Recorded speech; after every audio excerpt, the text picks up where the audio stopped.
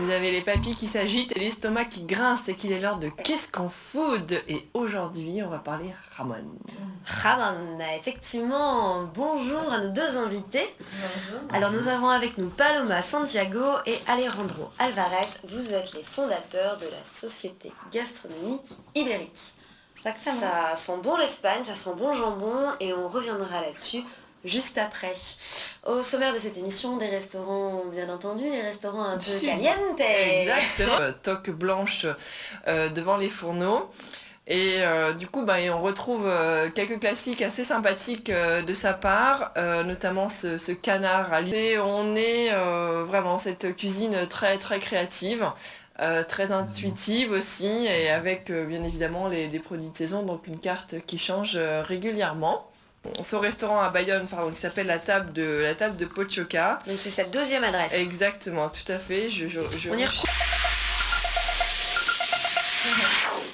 Ramon. Alejandro, merci d'être avec nous. On va parler donc de la Société Gastronomique Ibérique.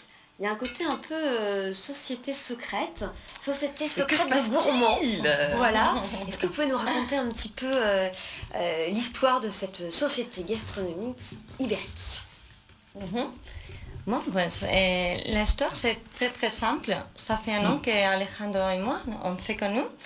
Et nous sommes passionnés du jambon. Et espagnol. Espagnol ibérique, de Bellota. Et on a pensé de quitter notre profession pour réussir notre rêve, qui est faire une société gastronomique, pour faire que les gens connaissent la bonne gastronomie espagnole.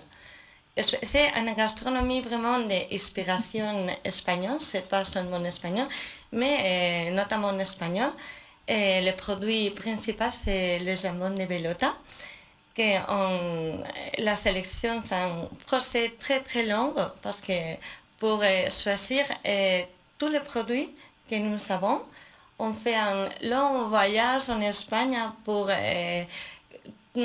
trouver plein de producteurs, de fournisseurs, et après on fait là-bas une sélection, on l'amène ici à Paris, et on fait une dégustation avec des publics espagnols et publics français pour choisir les meilleurs produits. Et à partir de ce moment-là, on travaille avec les fournisseurs qui a été sélectionné. Exactement. D'accord. Donc il y a un vrai travail de sélection sur le produit. Ça commence en Espagne et ça finit en France avec un mélange de public français et espagnol pour être sûr qu'il y ait à la fois cette expertise du palais espagnol et puis que ça soit adapté aussi au palais français, j'imagine. Oui, tout à fait.